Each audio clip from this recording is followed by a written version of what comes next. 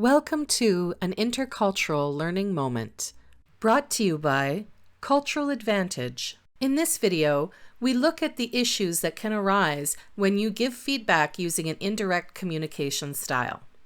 To understand this better, it's useful to take a look at the communication scale. Different cultures around the world fall in different locations on this communication scale. One side of this scale is indirect. This is where a person may not rely just on the words that they are saying, but put more emphasis and meaning into their body language, tone of voice, and gestures. They often combine these things with stating their intentions in a more roundabout way. And the expectation is that the listener will understand the intention based off the context clues.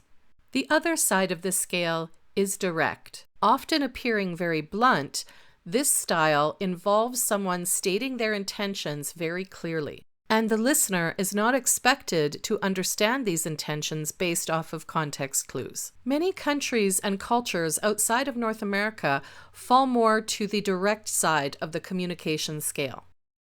Canada falls on the more indirect side of the communication scale. People who were born and raised in Canada and those who've spent a significant amount of their lives in Canada are more likely to communicate in this way. Here is an example of a person who comes from a direct communication culture getting feedback from a more indirect Canadian supervisor.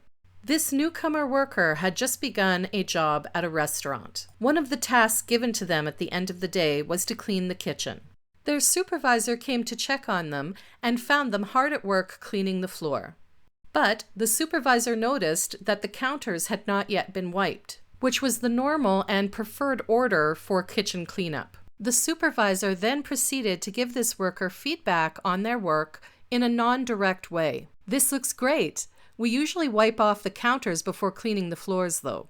The worker, who's used to a much more direct communication style, did not understand that they were supposed to pick up on the cues that the supervisor was giving them, and instead thought to themselves, "I did a great job. This is how I will complete the work next time."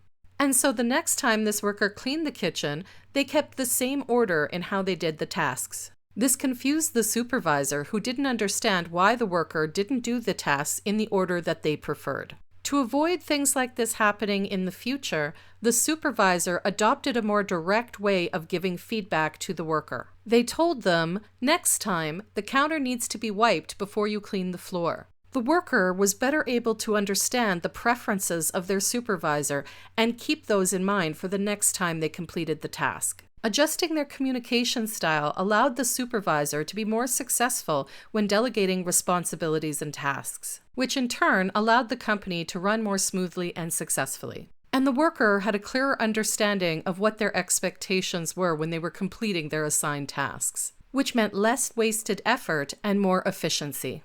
We're looking forward to working with you.